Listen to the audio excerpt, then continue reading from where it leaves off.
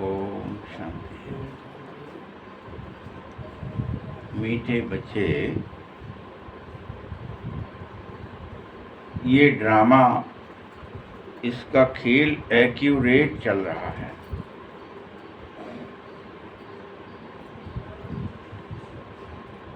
जिसका जो पाठ जिस घड़ी होना चाहिए उसका वही पाठ रिपीट हो रहा है।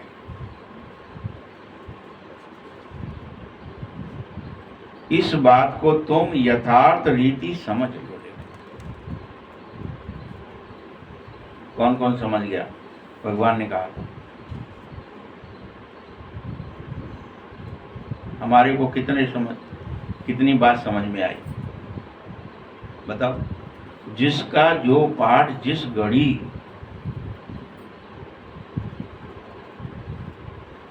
हम क्या ही चाहते हैं? कोई कैसा ही है तो वो जल्दी मर जाए, या तो दुष्ट है तो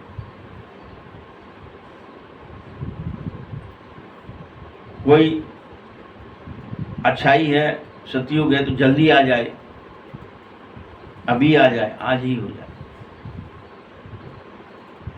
या हमारी अवस्था परिवर्तन हो रही है तो वो अभी अभी हो जाए, अभी अभी हम संपूर्ण समाधि में या निर्विकल्प स्थिति में चले जाएं, बाबा के ही गोद में लेटे रहें।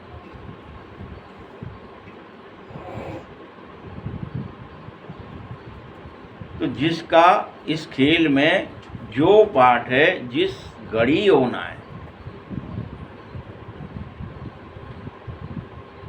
वह रिपीट हो रहा है। ये यथार्थ रीति समझ। प्रश्न है, तुम बच्चों का प्रभाव कब निकलेगा? अभी तक भी तुम में किस शक्तियों की कमी है? किस शक्ति की कमी है तुम्हारे प्रभाव निकलने में? यानी तुम अभी कोई तुमसे कह दे प्रभावशाली हो गई कि भाई बड़ा चमत्कार हो गया, बड़ा इनकी देखने मात्र से इनके से पाप भस्म हो रहे हैं लोगों के, कुछ निकला है अभी प्रभाव? कब निकलेगा? उत्तर है, जिस क्षण तुम्हारा योग मजबूत हो जाएगा। क्या हो जाएगा? तुम्हारा योग मजबूत हो जाएगा, दृढ़ हो जाएगा, उसी समय तुम्हारा प्रभाव भी निकल पड़ेगा। इसका क्या अर्थ हो गया? कि अभी हमारा किसी का योग मजबूत नहीं है, चमत्कार हमसे हो नहीं रहा, हमारी दृष्टि से, हमारी वृत्ति से, हमारी स्मृतियों से, हमारे बोल से, कर्म से अभी कुछ हो नहीं रहा, कुछ परिवर्तन नहीं हो रहा है। हाहाकार में जय जयकार नहीं हो रही है, बदलाव नहीं आ रहा है।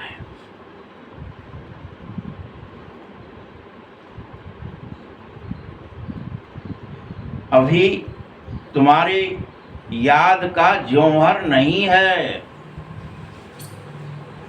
बाबा स्पष्ट कह रहे, वो नहीं छुपाते तुमसे। तुम्हारी याद देह दुनिया में फंसी है, अभी मेरी तरफ नहीं है।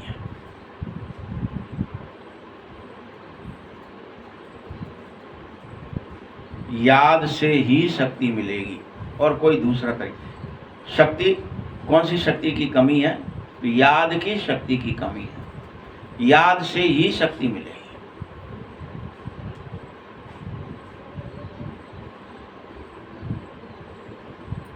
तुम्हें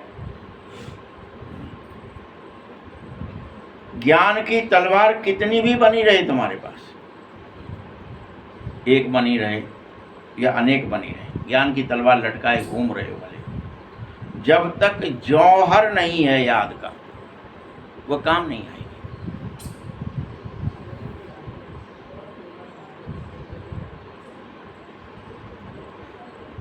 याद का जौहर तुम्हारे इस ज्ञान की तलवार में अभी तक भी बहुत कम है।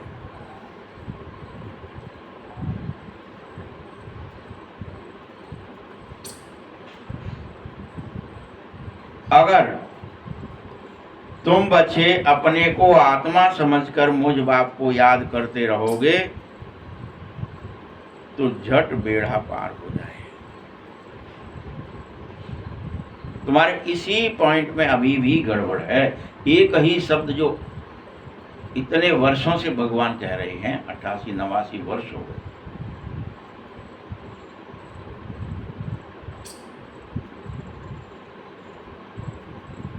आत्मा समझ करके बाबा को याद करो,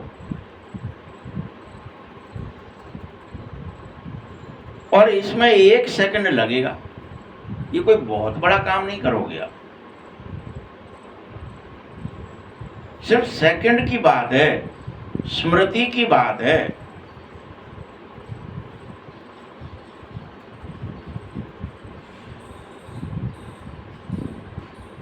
एक सेकंड की बात जो तुम नहीं कर पा रहे हो, उस सेकंड में ही फेल हो जाते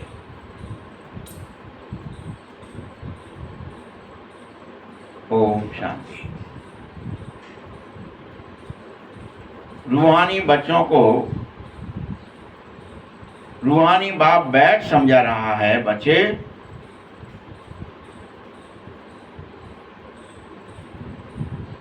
बाप एक ही है, बाकी सब तुम आत्माएं हो। 10-20 बाप नहीं, एक ही है। और क्या समझाता है, बच्चे तुम मुझे याद करने से पहले अपने को आत्मा समझ करके मुझे याद करो। फिर से वही बात समझे,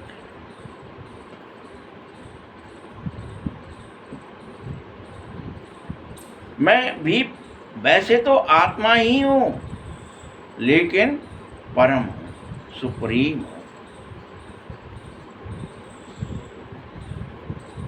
विशुद्ध।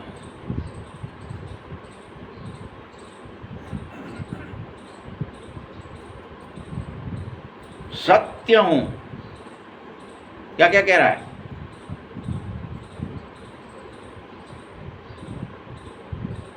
पतित पावन हूं,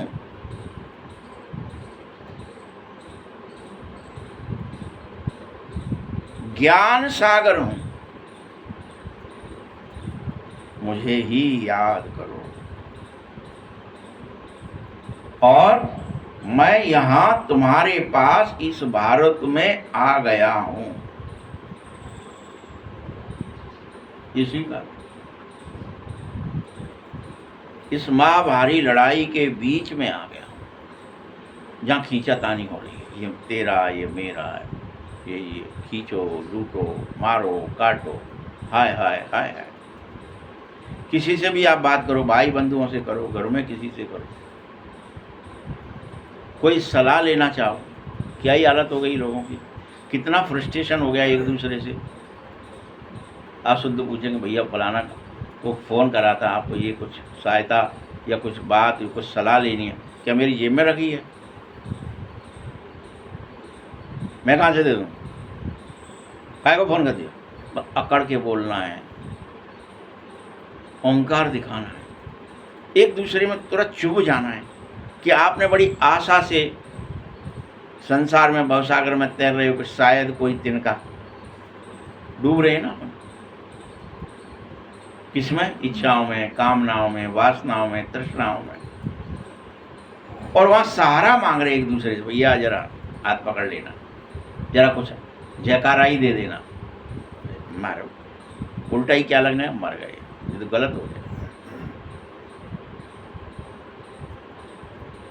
भगवान के अलावा इस समय सब निर्दयी होते जा रहे हैं।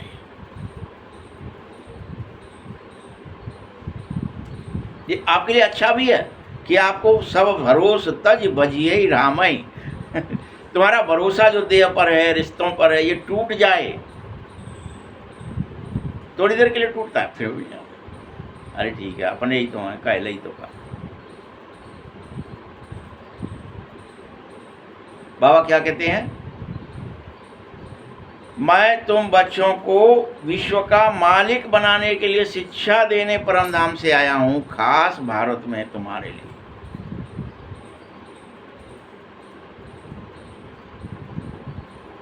कलप कलप तुम ही मालिक थे, भूल गए कि हम बड़ा मीठा बोलने वाले थे, सद्गुणी थे, हमारे में कोई कांटा नहीं था, दयावान थे, क्षमाशील थे, सत्य पर चलने वाले, बेहद प्रेम करने वाले थे, कोई अकड़ नहीं थी।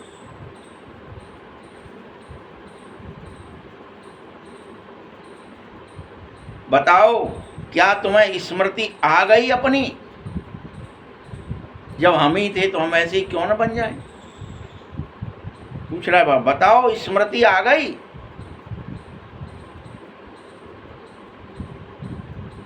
कि अभी भी अकड़ है, अहंकार है, टाँय करके बोलना है।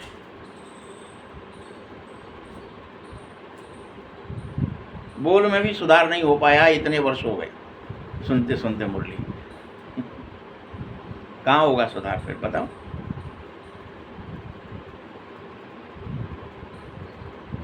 बाप बच्चों को स्मृति दिला रहा है, मीठे बच्चे, पहले पहले तुम सतयुग में आए थे, बेहद अच्छे थे, गुलगुल थे,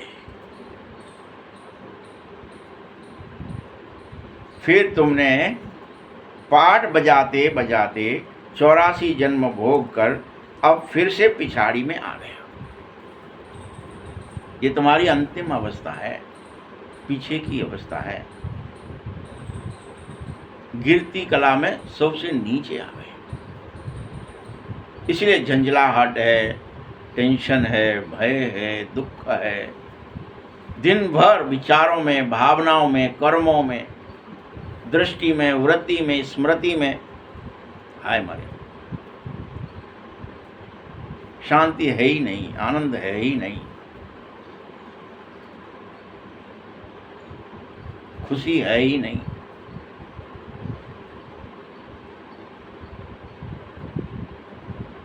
बल पिछाड़ी में हो, लेकिन मैं तुम्हें फिर याद दिलाता हूं, तुम अपने को आत्मा समझो और अविनाशी समझो,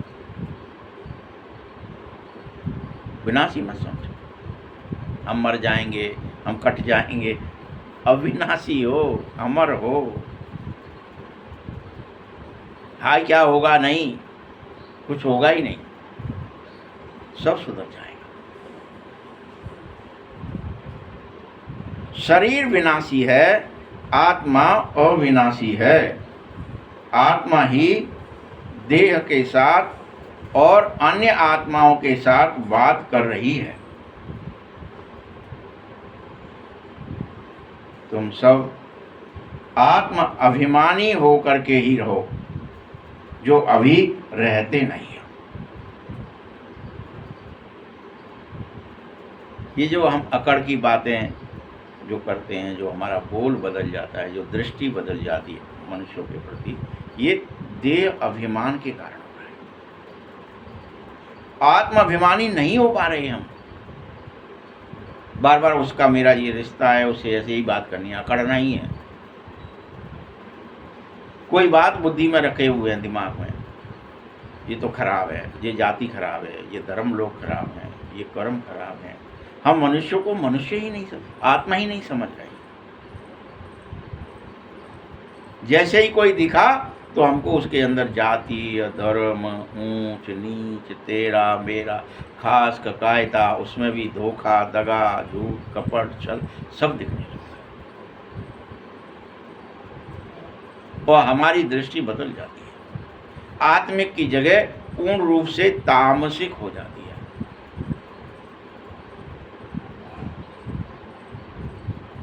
यह सब देह अभिमान के कारण हो रहा है। मैं आत्मा हूं, यह सब कोई भूल गए हो, सभी।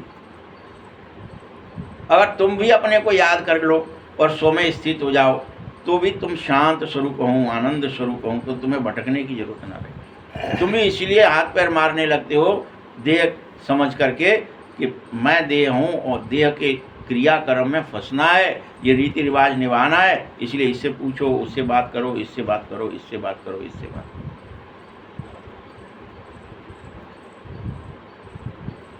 भगवान पर भरोसा ही नहीं है, ना ड्रामे पर भरोसा। भगवान क्या कह रहा है, ड्रामा तो 1 सेकंड पहले भी तुम्हें बता नहीं सकता 1 सेकंड बाद क्या होगा।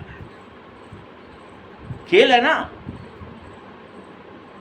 जीतोगे, हारोगे, जन्मोगे, मरोगे, हानि होगी, लाभ होगा, मान मिलेगा, अपमान, 1 सेकंड पहले भी पाठ नहीं खुल सकता है। कौन क्या करेगा।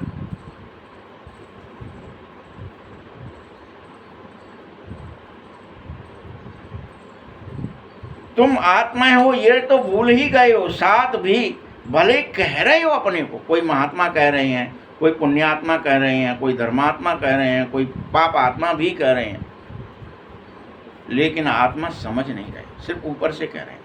महात्मा जी आए हैं, कह देंगे आप, आत्माएं ज्ञान सुनने इतनी आई हैं, लेकिन वो स्वरूप याद नहीं आ रहा, देह ही को आत्मा कह बैठे।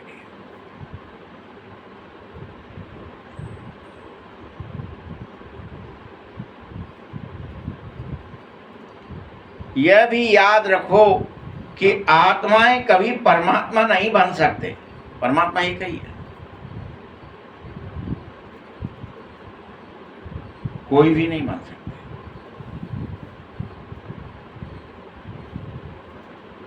तुम में से कोई भी कितना भी ज्ञानी महान आत्मा बन जाए, लेकिन अपने को शिव कह न सके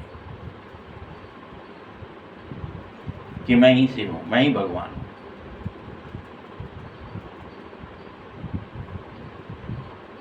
भल मनुष्यों ने, अनेकों ने शरीरों के नाम शिव रख लिए हैं,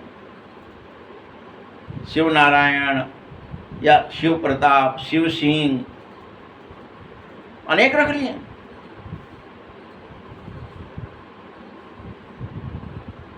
शिव कुमार, शिव दयाल, जाने क्या क्या।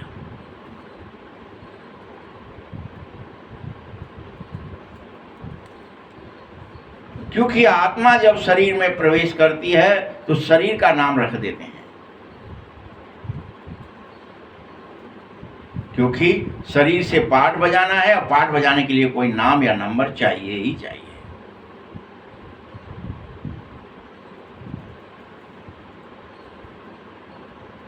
और फिर मनुष्य धीरे धीरे बच्चे से जब बड़े होते हैं तो शरीर के भान में आ जाते हैं कि मैं तो फलाना हूं।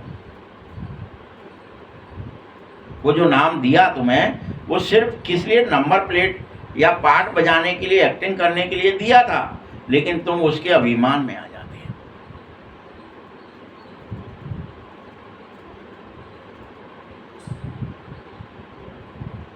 और समझते हैं कि मैं फलाना हूं। अभी तुम समझो मैं आत्मा हूं, फलाना मत समझो। देह का कोई नाम है जो कोई तुम्हारा, वह मत समझो। देह अलग है, सब सारी देह है। ये नहीं कि हिंदू अलग हैं, मुसलमान अलग हैं, सिख अलग हैं, ईसाई, सब देह अलग हैं, आत्मा अलग है। दोनों अलग अलग चीजें हैं, आत्मा और देह। ये नहीं कि स्त्री अलग है, पुरुष अलग नहीं, वो भी, स्त्री भी देह है, पुरुष भी देह है, देह अलग है।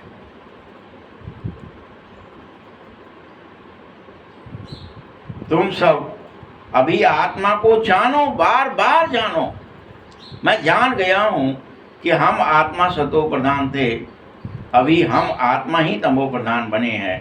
बाबा आ गया है, जब सभी आत्माओं को जंग लग गई है तब।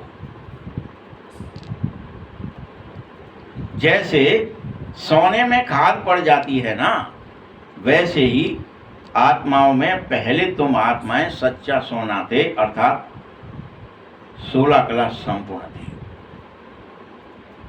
फिर धीरे धीरे त्रेता से थोड़ी चांदी मिली, फिर थोड़ा तांबा मिला द्वापर में, फिर लोहा मिला और लोहा ही बन गए थे। क्या सोना थे, अभी क्या हो, हीरा हो। भूल गए बोले,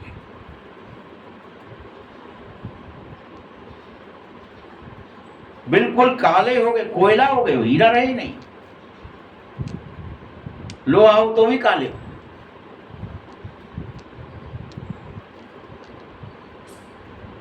लेकिन आत्मा की यह सच्चाई की बात कोई समझ नहीं पाया कि क्या हुआ ऐसा। जब मैं हीरे समान था, बाप समान था, फिर कोयला कैसे बन गया, लोहा कैसे बन गया, काला कैसे बन गया, समझ ही नहीं पा रहा कोई भी कि मुझे देहाभिमान हो गया है। मैं अपने को दिन रात उठते बैठते सोते जगते खाते पीते ये शरीर ही समझ रहा हूँ, ये ढांचा ही समझ रहा हूँ। मेरी समझ चेंज नहीं हो रही है, जबकि 1 सेकंड की बात है। शरीर अलग है, मैं अलग हूँ, लेकिन ये मुझे समझ में नहीं आ रहा है हम में से किसी को।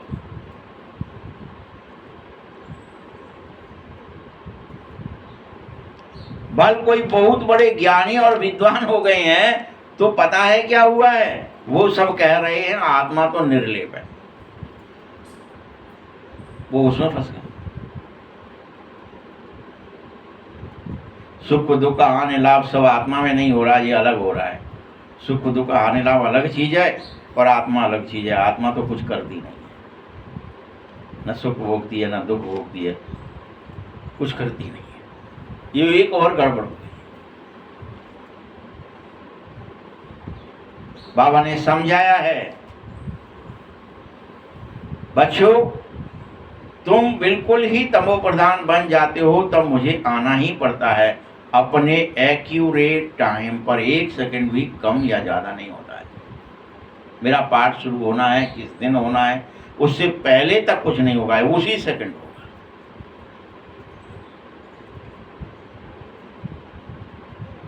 ऐसे ही ये ड्रामा भी एक्यूरेट खेल की तरह ही चल रहा है। इस पर तुम्हें कभी संदेह नहीं करना चाहिए। ये क्यों हुआ, ये कैसे हो रहा है, ये कहाँ होगा, ये हमने तो ये कहा था, ये क्यों हुआ। सारा खेल एक्यूरेट चल रहा है।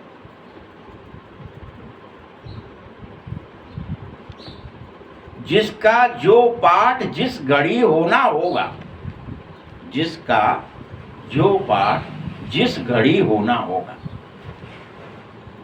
उस समय वह फिर से रिपीट होने लगेगा। जिसका जो पाठ जिस घड़ी होना है वह फिर रिपीट होगा। अब इतना कितना एक्यूरेट बात समझा रहा है भगवान, लेकिन हमारे को कि तिल घटे न राई बढ़े जो विरंच सम हो, एक्टिंग चल रही है। उसमें 1 सेकंड का भी फर्क नहीं पड़ सकता है। पाठ में 1 सेकंड का भी। आप कोई सीन संसार में 1 सेकंड पहले भी देखना चाहें किसी जगह पे पिक्चर में, देख सकते क्या? वह सीन जब आएगा, भले तुम्हें पता भी हो वो कब आएगा कब आए, तुम इसी बात में पूरी पिक्चर निकाल दें, लेकिन वो तो जब आना है तभी आएगा, ना पहले ना उसके बाद।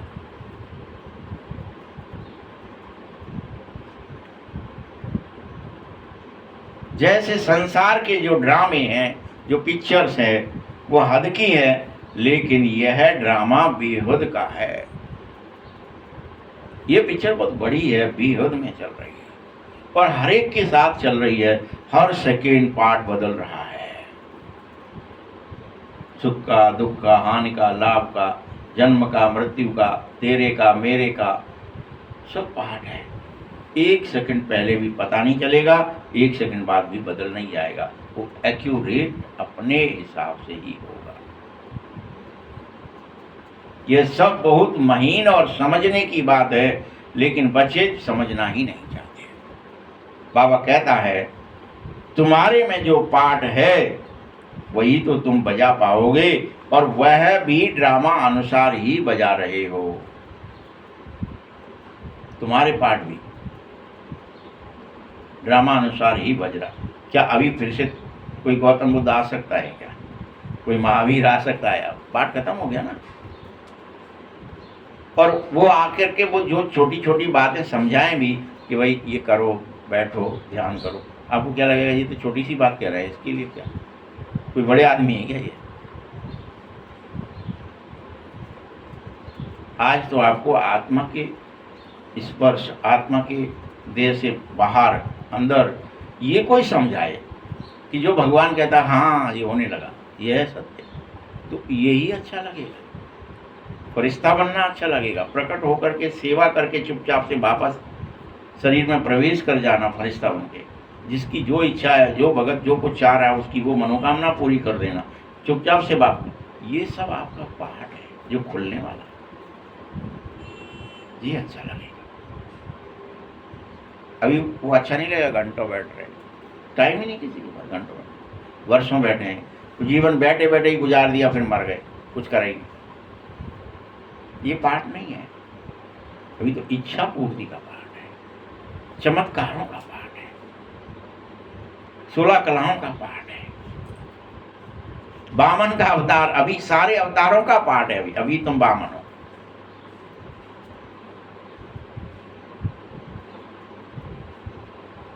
कोई भी मनुष्य मात्र अभी जो तुम्हारा पाठ है ये ड्रामा अनुसार है, ये जानता नहीं है, न रचयिता न रचना का आदि मध्य अंत जानते थे, कोई नहीं जानते थे, अब तुम सब जानते हो, आदि मध्य अंत भी जानते हो, रचयिता भी जानते हो, रचना भी जानते हो। भगवान तुम्हें रोज यही तो पढ़ाने आया है। पहले तो नेते नेते कह रहे थे हमें नहीं पता, हमें नहीं पता, तो झट कहेंगे हाँ सो भी सिर्फ अभी जान सकते हो, फिर कभी नहीं। बाबा ने समझाया है, मुझ रचयिता और रचना के आदि मध्य अंत को जानो, फिर लक्ष्मी नारायण का राज कब हुआ यह भी जानो। इसमें कोई ज्ञान नहीं, ये बड़ा ही वंडरफुल है। तुम कहते भी हैं हमारे में ज्ञान है, यह भी तुम समझो। बाबा का पाठ पूरे कल्प में एक ही बार है और तुम्हारी मुख्य उद्देश्य लक्ष्मी नारायण बनना भी एक ही बार है। बन गए फिर तो पढ़ाई की जरूरत रहेगी ही नहीं। जब तक नहीं बने हो तब तक रोज पढ़ो और अपने को देह से अलग करके देखो, डिटैच करके।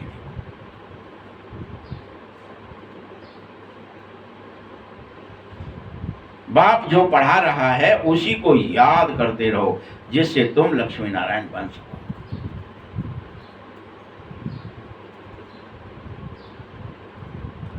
तुमको सब सहज कर दिया है बाबा ने।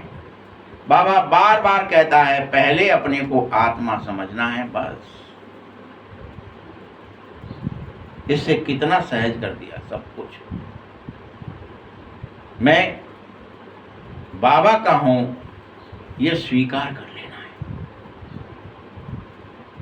पहले तो तुम सब नास्तिक ही थे, कोई आस्था नहीं थी, कोई मुझ पर विश्वास नहीं था भगवान है भी कि नहीं, ड्रामा है भी कि नहीं। अभी आस्तिक हो। लक्ष्मी नारायण ने भी आस्तिक बनकर ही वर्षा लिया है। जब तक तुम आस्तिक न बनो तब तक वर्षा न ले सको।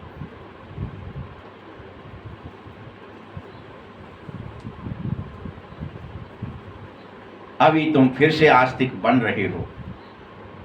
आस्तिक नास्तिक यह अक्षर इस समय के ही हैं।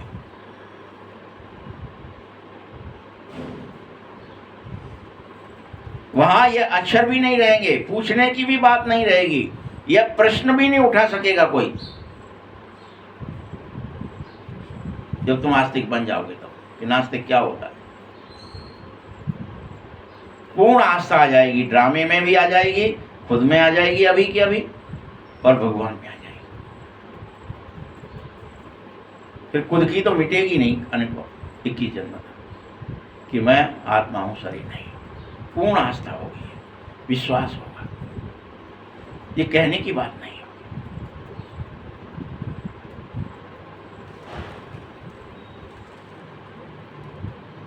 बाप आकर के स्वयं अपना परिचय दे रहे हैं और रचना के आदि मध्य अंत का राज समझा रहे हैं।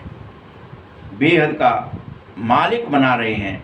बच्चों को समझाया गया है, बच्चे धर्म स्थापना की यह जरूर समय आ गया है, तुमको साक्षात्कार कराया। अब्राहिम, क्राइस्ट आदि कैसे बनते हो, वो अपने एक्यूरेट समय पर कैसे आते हैं, कैसे सेक्रीफाई करते हैं, फिर उनके आने से कैसे पिछाड़ी में बहुत आ जाते हैं और आवाज़ निकलने लगती है।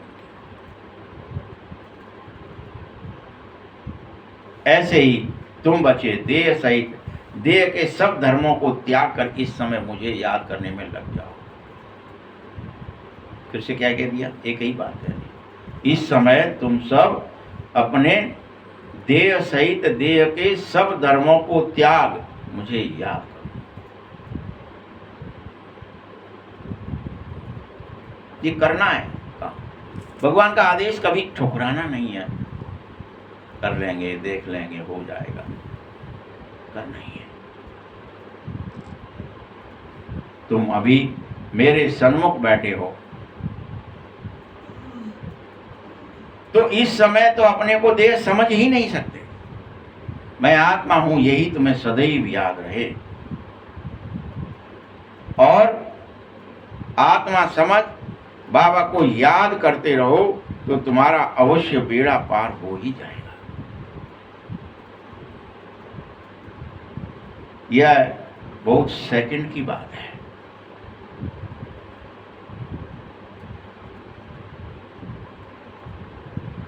मुक्ति में जाने के लिए तुमने भक्ति आधा कल्प से करी, 63 जन्म की, कि हमें मुक्ति मिलेगी, मुक्ति मिलेगी, मुक्ति मिलेगी। इसीलिए तुम भक्ति करते रहे थे, परंतु कोई भी तुम में से वापस जा नहीं सका, कोई भी मुक्त हो न सका। चाहे कोई आया, सब मुक्ति की बात कर रहे थे, मुक्त हो जाएंगे, चाहे जीसस आए, अब्राहिम आए, या कोई भी आए, बुद्ध आए, महावीर आए, लेकिन मुक्त नहीं हुए। बात कर रहे थे। जो बात तुम्हें अभी समझा रहा हूं, ये मैंने 5000 वर्ष पहले भी तुम्हें समझाई थी। फिर से एक्यूरेट वही समझा रहा हूं कि तुम स्वयं को आत्मा निश्चय करो। क्या श्री कृष्ण यह बातें समझाएगा? कोई देहधारी को पता है जो समझाएगा? समझा न सके, और किसी और को बाप भी नहीं कहा जा सकता। बाप तो अलौकिक, लौकिक और पारलौकिक 3 तरह से होता है। इसीलिए कहता हूं, बेहद का बाप पारलौकिक है, तुम आत्माओं का पिता है, शरीरों का नहीं। तुम मुझे याद करो। और संगम युग वंडरफुल युग है, जिसमें भगवान खुद आया है, पारलौकिक बाप, और इस अलौकिक का सहारा लिया है।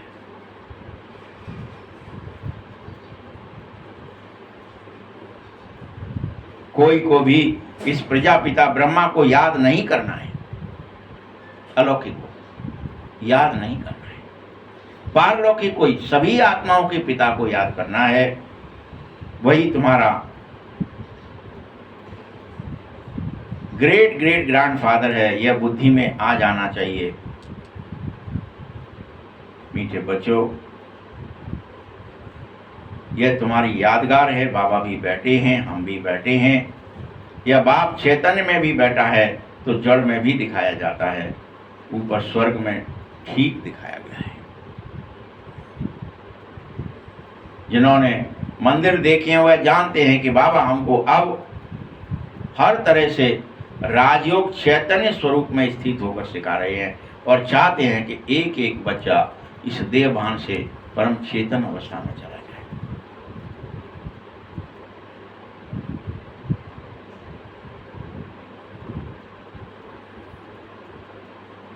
चैतन्य राजयोग है ये स्मृति में आना ही चाहिए।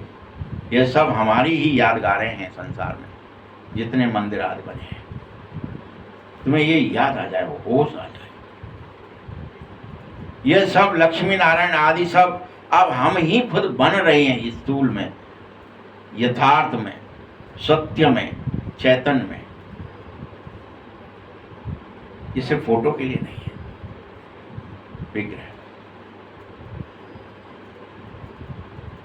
फिर से बन रहे हैं, थे, फिर सीढ़ी उतरते उतरते हम इस समय पूरी तरह से, हम थे लक्ष्मी नारायण, लेकिन सीढ़ी उतरते उतरते भूल गए सब के सब कि हमारे अंदर करुणा, दया, प्रेम, क्षमा, शांति, सुख, आनंद, प्रेम सब था, ये भूल गए।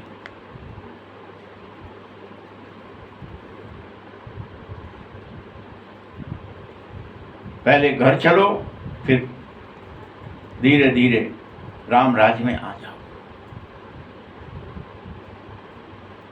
बाद में जब वाम मार्ग में जाओगे तो रावण राज्य भी होगा, होगा सब एक्यूरेट, ड्रामा प्लान अनुसार, लेकिन अभी घर जाने का समय है। इसीलिए देह सहित देह के सब संबंधों को भूल जाओ, आत्मा निश्चय कर बाप को याद करो। कितना अच्छी रीति बाबा समझाता है। इस समय सभी मनुष्य मात्र पतित हो गए हैं, दुखी हो गए, न बोलने का है सहूर, न सुनने का है सहूर, न रहने का सहूर, न खाने का, कुछ बचा ही नहीं, पतित।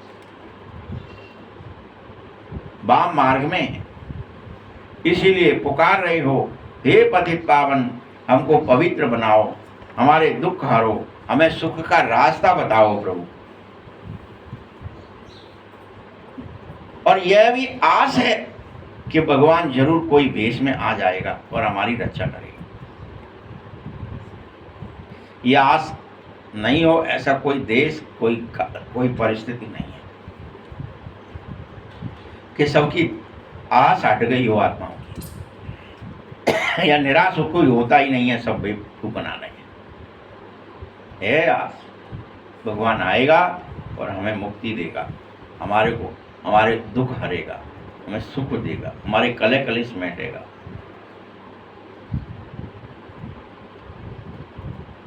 किसी भेष में आएगा, लेकिन भेष के चक्कर में तुमने कुत्ता, बिल्ली, किक्कर, विक्तर सब में कह दिया, ये गलत हो गया है।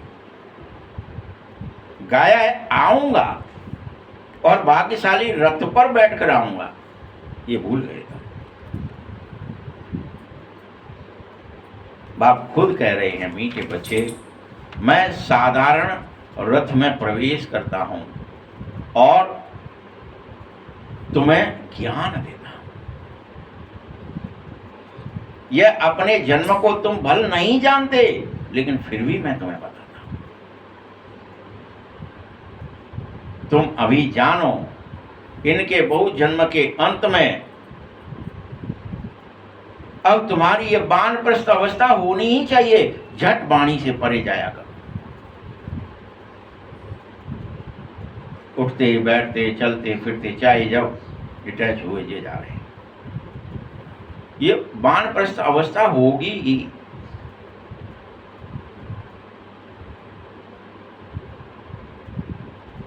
बोल भक्ति में पांडवों के बड़े बड़े चित्र आदि बनाए, ऐसे ही रंगून में बुद्ध के भी बहुत बड़े बड़े चित्र बनाए गए हैं। इतना बड़ा भला मनुष्य कोई हो ना सके, न बुद्ध है न पांडव, वो तो उतने ही बने जितने आप, लेकिन बनाए रंगून में। बुद्ध की अभी प्रतिमाएं देखो, अफगानिस्तान तोड़ी थी ना, याद है ना, कितनी बड़ी बड़ी, 100 फुट 150 फुट। अब 150 फुट का कोई आदमी होता है क्या? तोड़ दिए। बच्चों को भी अब हंसी आती होगी कि ये हमारे चित्र ऐसे क्यों बने।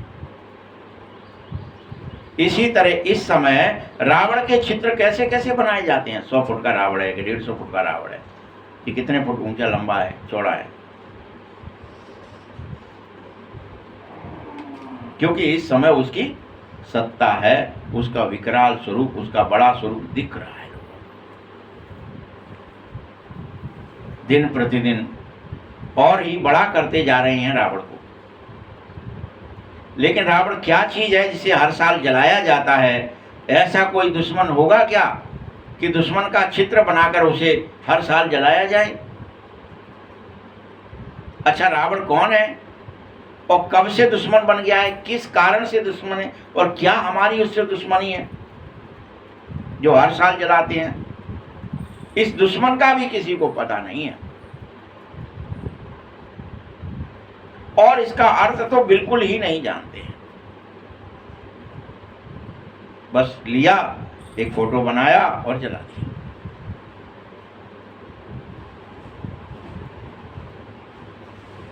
बाबा समझाता है, बच्चे ये पूरा संप्रदाय इस समय रावण संप्रदाय है। सारा विश्व, सारी मानवता रावण संप्रदाय, काम क्रोध लोभ मोह से भरी पड़ी है। तुम्हें राम संप्रदाय बनना ही होगा, और यही होता है। देश काल परिस्थिति सब रावण संप्रदाय है। पूरी पृथ्वी,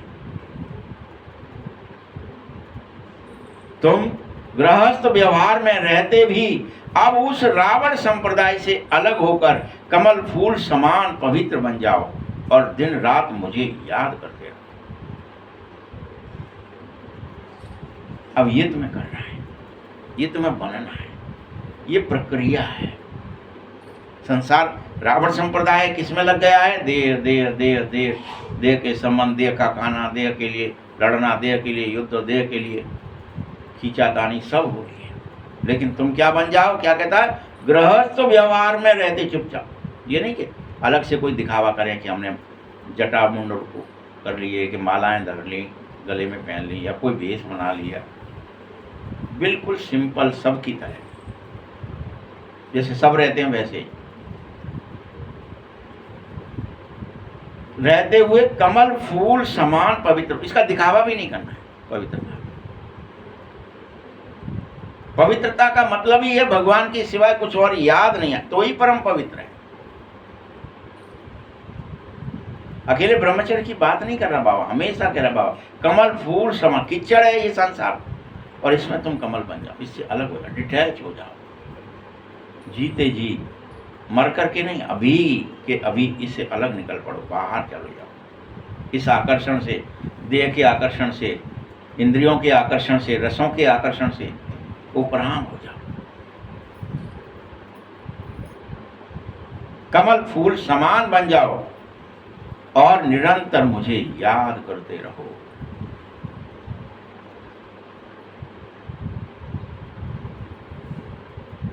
सत्येंद्र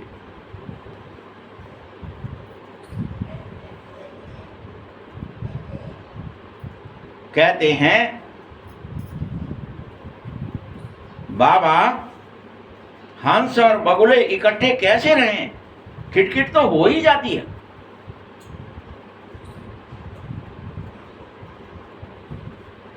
सो तो जरूर होगी, खिटखिट भी होगी, क्योंकि हर घर में हंस और बगुले हैं। लेकिन तुम्हें सहन करना पड़ेगा तो करो। बगुलों के साथ भी रहकर हंस बनकर दिखाओ। इसमें बड़ी युक्ति चाहिए। बाबा को कहा जाता है रांझू रमजबाज, सब उसको याद करो, वह तुम्हारी सारी की सारी रमज से दुख हर लेगा। बल तुम अभी ऊपर से कहते हो, अंदर से कहो। अभी तो ऊपर से क्या कहते हैं? हे भगवान दुख हरो, हे भगवान रहम करो, हे भगवान हमें लिबरेट करो, मुक्त करो, छुड़ाओ। तो लिबरेटर बाप सबका एक ही है। तुम्हारे पास कोई भी आवे तो उसको अलग अलग समझाओ। ऐसा है क्या? बल कराची में एक एक को अलग अलग बैठ समझाया करते थे तुम, लेकिन उससे तुम्हारा प्रभाव निकलना चाहिए था, सो नहीं निकला। तुम बच्चे जब योग में मजबूत हो जाएंगे तभी तुम्हारा प्रभाव निकलेगा, तब तक तुम्हारी बात किसी के बुद्धि में घुसेगी ही नहीं।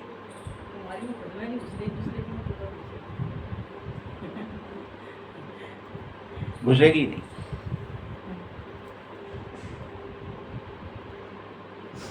अभी वह जौहर तुम्हारे बुद्धि में है ही नहीं जो प्रभाव निकल पड़े, क्योंकि शक्ति याद से मिलेगी और तुम याद करते नहीं हो।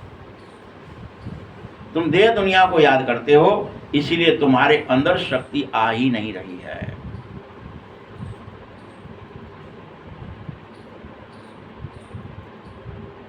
याद रखना, कितना ही ज्ञान सुन लो, कितनी ही मुरली सुन लो, कितनी ही पढ़ाई या पढ़ लो, इस पढ़ाई से भी तुम्हें शक्ति नहीं मिलेगी।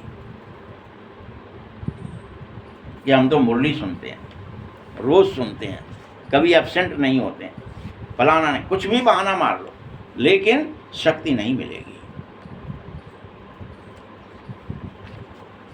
क्योंकि ज्ञान एक ऐसी तलवार है जिसमें जौहर भरने के लिए याद बेहद जरूरी है। तलवार भले ही मौत रही है, कटेगा कुछ नहीं, न पाप कटेंगे, न दुख कटेंगे, न टेंशन कटेंगे, न ड्रामे का कोई पार्ट कटेगा, उससे नहीं कटेगा। उसके सबके कटर अलग अलग होते हैं। दुख काटने है, पाप काटने है, तो याद करो, वो जौहर भरो, तभी कटेंगे। अभी वह शक्ति तुम्हारे अंदर बहुत ही कम है, तभी तो बाप को रोज रोज आकर के कहना पड़ता है, बच्चे याद की यात्रा में रहो। रोज रोज आके कहना पड़ता है।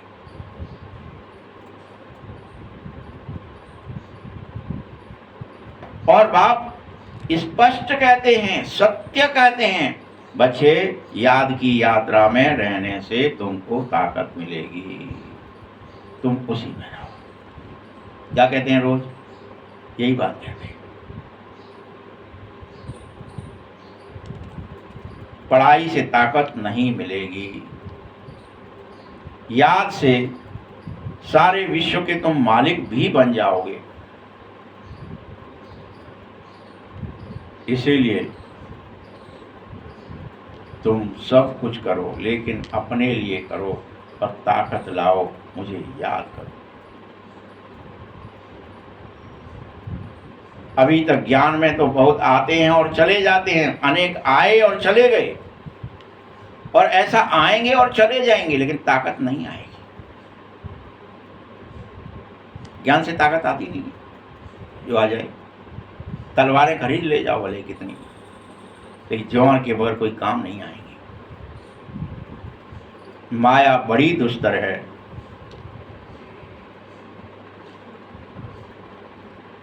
यह बातें सुनकर ऐसा भी है, बहुत आएंगे ही नहीं, कहेंगे जब ताकत ही नहीं आती है मुरली सुनने से, तो काहे के लिए मुरली सुन। ऐसा नहीं है। ज्ञान में बहुत आ रहे हैं, खुशी भी हो रही है, लेकिन वो खुशी क्या होती है पता है? ज्ञान में आया, मुरली सुनी, खुश हुआ, बाहर गया, सारी खुशी खल्लास। प्रैक्टिकली हमारी खुशी क्या हो जाती है? बाहर जाते ही फिर से अपने अपने घर गए आप लोग, तो क्या ही हो जाओगे? खुशी खल्लास हो जाएगी, गायब हो जाएगी, भस्म हो जाएगी, जरा भी ठहरेगी नहीं। कोई कोई तो बहुत ही खुश हो जाते हैं, ओहो बाबा आया है, हम तो चलें अपने सुखधाम। बाबा कहते अभी पूरी राजधानी स्थापित हुई कहाँ है जो गेट खुल जाए, जो तुम चले जाओ बीच में। तुम इस समय ईश्वर की संतान बनो और पूरे विश्वास के साथ मुझे याद करो, तब फिर तुम देवताओं की संतान बनोगे। जब तुम देवताओं की भी संतान बनोगे तो थोड़ी डिग्री कम हो जाएगी। ईश्वर की संतान बनने में जो डिग्री है, जो पावर है, जो शक्ति है, वो देवताओं की संतान होने में नहीं रहेगी।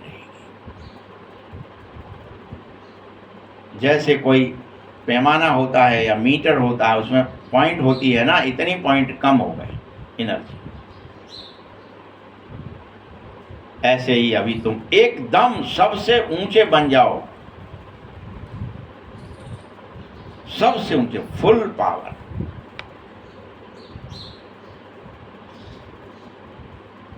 फिर धीरे धीरे थोड़ा कम, फिर और कम, कम होते होते नीचे ही गिर जाते हो। सीढ़ी उतरते नीचे चले ही जाते हो। अब तुम्हारी बुद्धि में पूरी तरह सीढ़ी का ज्ञान आ जाना चाहिए। चढ़ती कला सर्व का भला, यह बात दृढ़ हो जानी चाहिए कि अगर मैं चढ़ूंगा तो मेरी कला बढ़ेगी तो सबका ही भला होगा। सिर्फ मुझे अपनी कला बढ़ानी है, सबका भला हो जाएगा अपने आप।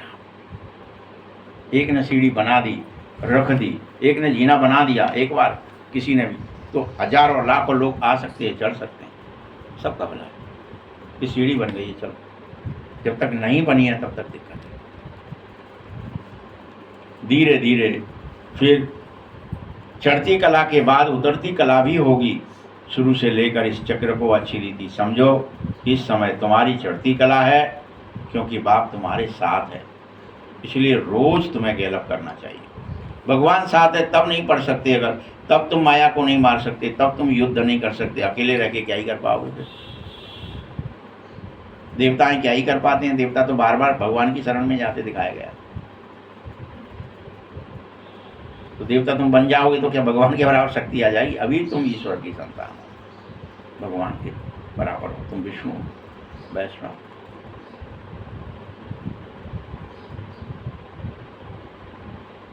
फिर तुम भगवान को भी सर्वव्यापी कह दोगे। वह बाबा मीठे मीठे बच्चों को कहता है, बच्चे फिर बाबा बाबा करते रहें। बाबा हमको पढ़ाने आया है, हम आत्मा पढ़ें, ये हमारे बुद्धि से निकलना नहीं चाहिए। और यह बात भी दृढ़ हो जाए कि आत्मा ही कर्म करती है, शरीर नहीं। ये आपको भ्रम हो रहा है कि शरीर देख रहा है, शरीर सुन रहा है, शरीर बोल रहा है, शरीर सूंघ रहा है, शरीर ये उठा रहा है, शरीर चल रहा है। ये भ्रम है, आत्मा ही कर रही है। और वास्तव में आत्मा का स्वधर्म शांत है, आत्मा शांत स्वरूप है, शरीर द्वारा कर्म करती है। अशांत अक्षर भी तब आता है जब दुख शुरू हो जाता है। बाकी शांति तो तुम्हारा स्वधर्म है। बहुत कहते हैं मन की शांति हो, अरे आत्मा तो स्वयं शांत स्वरूप है, तो उसका गौरव ही शांति नाम है।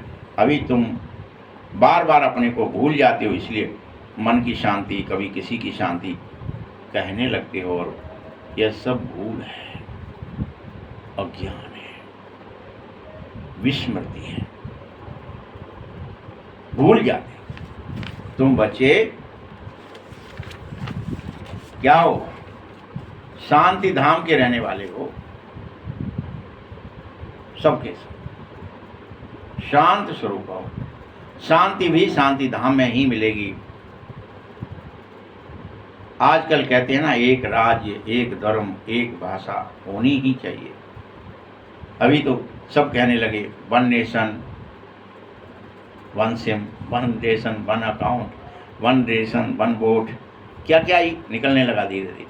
नेशन के हिसाब से निकल रहा है, लेकिन एक दुनिया, एक राज्य, एक धर्म, एक भाषा, ये अभी निकलना बाकी है। ये तो बाबा कितने दिनों से सब एकता, संपूर्ण एकता।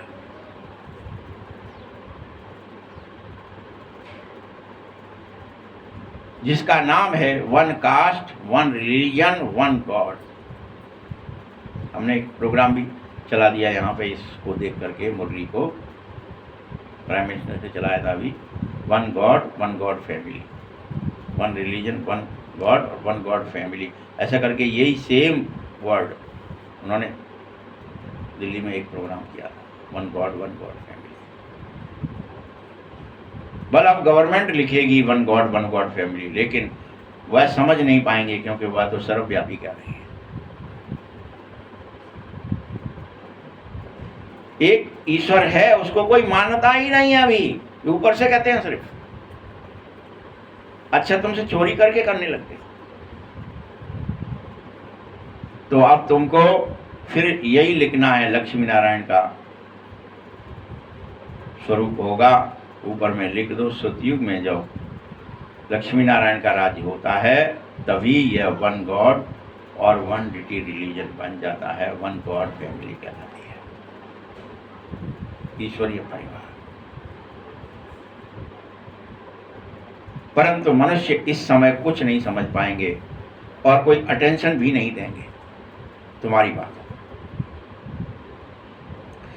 इस बात पर अटेंशन उन्हीं का जाएगा जो हमारे ब्राह्मण कुल के होंगे, वह इस बात को अच्छी रीति समझ जाएंगे। और कोई नहीं समझ पाएगा, इसीलिए बाबा कहता है अलग अलग बिठाओ तो फिर समझाओ। मालूम पड़े कोई किसी को मानने वाला है तो कोई किसी को मानने वाला है, जिससे समझ में आएगा कौन है ये, क्यों आया है, क्या उद्देश्य। सभी को इकट्ठा कैसे समझाओगे? अपनी अपनी बात सुनाने लग पड़ते हैं। पहले पहले पूछना चाहिए, भैया यहाँ क्यों आए हो, कहाँ से आए हो, क्या उद्देश्य है। बीके का नाम सुना इसलिए चल दिए, नाम ज़्यादा फैल रहा है इसलिए सुन लिया, इसलिए हम भी बीके बनना चाहते हैं। क्या हुआ? प्रजापिता ब्रह्मा तुम्हारा क्या लगता है, कभी नाम सुना है? तुम प्रजापिता ब्रह्मा की संतान नहीं हो, हम तो प्रैक्टिकल में उसी की संतान हैं। हो तुम भी, परंतु तुम समझ न होने के कारण तुम उसे स्वीकार नहीं कर रहे हो। तो इस तरह से तुम बच्चों में समझाने की भी बेहद अच्छी युक्तियां चाहिए और दृढ़ता के साथ ये समझाओ कि बगैर याद के कुछ नहीं हो सकता।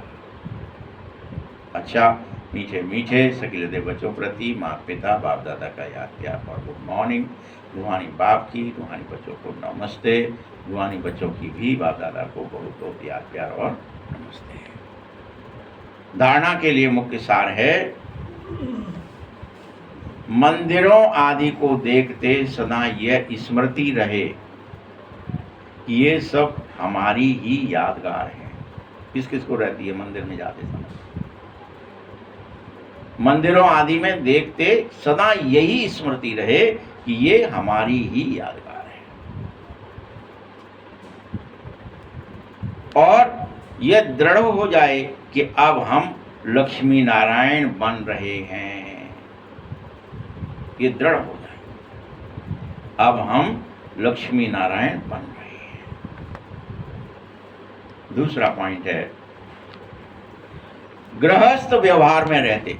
देखिए, मुरली का पूरा सार होता है इसमें, धारणा में। गृहस्थ व्यवहार में ये धारणा करना है हमको कि हम लक्ष्मी नारायण बन रहे हैं। ये धारणा मिटनी नहीं चाहिए, दिन रात हो जाए धारणा अंदर कि हाँ हम बन रहे हैं, हम बन रहे हैं, हमें पवित्र होना ही है, हमें निष्कपट, निश्चल, निर्मल, एक दृष्टा, आत्मा की दृष्टि से देखने वाले। हिंदू मुस्लिम की दृष्टि से देखेंगे तो भी गड़बड़ है, सिख ईसाई की दृष्टि है, कभी ऊंच नीच की दृष्टि है, पाप पुण्य की दृष्टि है, सुखी दुखी की दृष्टि है, गड़बड़ है अभी बहुत। ऊंच नीच की दृष्टि है, पैसे वाला गरीब की दृष्टि है, अभी दृष्टि भेद है, अभी क्रिमिनल दृष्टि है, ये सब आत्मदृष्टि नहीं है। सभी मनुष्य आत्माएं एक पिता की ही संतान हैं, सभी बाबा के बच्चे। ये दृष्टि आ जाए तो लक्ष्मी नारायण बनो। गृहस्थ, दूसरा पॉइंट है, गृहस्थ व्यवहार में रहते कमल फूल समान पवित्र रहना है। कमल फूल कैसे रहता है? कीचड़ में रहते हुए, पानी में रहते हुए, सबसे अलग। उसे कोई न कीचड़ से लेना देना है न पानी से लेना देना है। चाहे ये भवसागर हो, चाहे यहाँ के ये विकार रूपी कीचड़, हमें उससे कोई लेना देना, हम अलग हैं। भले ही हमारी उत्पत्ति उसी से, कीचड़ से। भवसागर में हम आए हैं तो सागर से हमारा कांटेक्ट है, लेकिन हम उससे अलग हैं।